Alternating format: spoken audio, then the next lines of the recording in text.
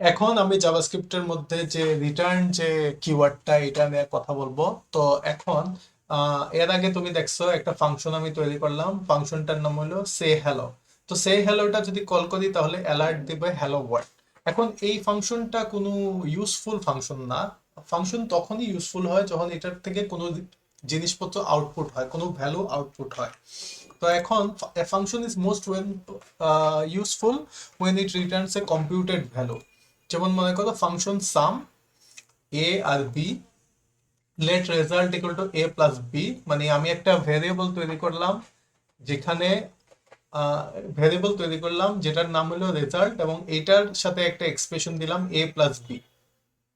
মানে এ plus B এর যে ভ্যালুটা আছে, বির যে ভ্যালুটা আছে, এটা এক্সপ্রেশনটা কম্পিউট হওয়ার পরে যে ভ্যালুটা আসবে ওইটা রেজাল্টে জমা থাকবে। এরপরে রিটার্ন কিওয়ার্ডের মাধ্যমে ওই রেজাল্টটা আমি আউটপুট করতেছি। তো এটা হলো রিটার্ন কিওয়ার্ড। এই কিওয়ার্ডটা একটা রিজার্ভড ওয়ার্ড, এটার মাধ্যমে এই রেজাল্টের যে ভ্যালুটা এটা আমি ফাংশন থেকে রিটার্ন করতেছি।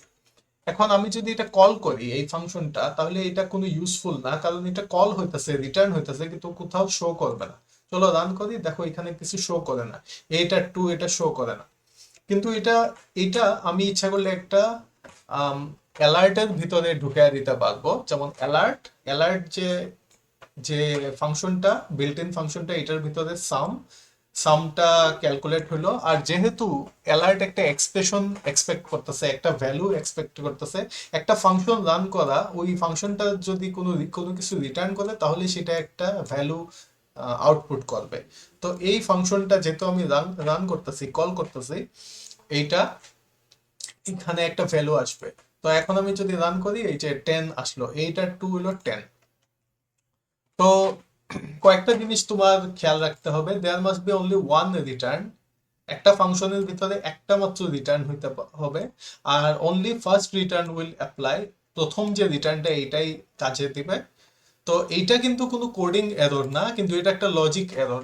যেমন ট্রাই দিস যদি দেই, এটার ভিতরে যদি একটা নাম্বার দেই, প্রথম রিটার্নটা হলো নাম্বার ইন্টু টু, দ্বিতীয় রিটার্নটা হলো নাম্বার প্লাস 100, তৃতীয় রিটার্নটা হলো নাম্বার ইন্টু থ্রি।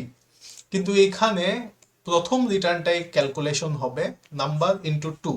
তো এখন আমি যদি এটা এটা রান করি, ট্রাই দিস 100, এটা কি হবে? এই দুইটা রান হবে না, রান হবে শুধু এই প্রথম রিটার্নটা। প্রথম রিটার্নটাই ইফেক্টিভ হবে। প্রথম রিটার্নের পরে যতই রিটার্ন থাকুক অথবা যতই স্টেটমেন্ট থাকুক, এগুলা অ্যাপ্লাই হবে না।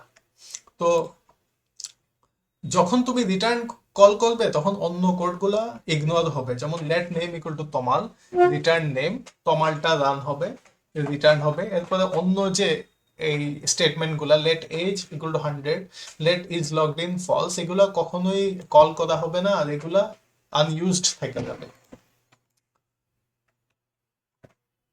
তো এটা হইলো জাভাস্ক্রিপ্টের রিটার্ন ফাংশনের রিটার্ন কিওয়ার্ড।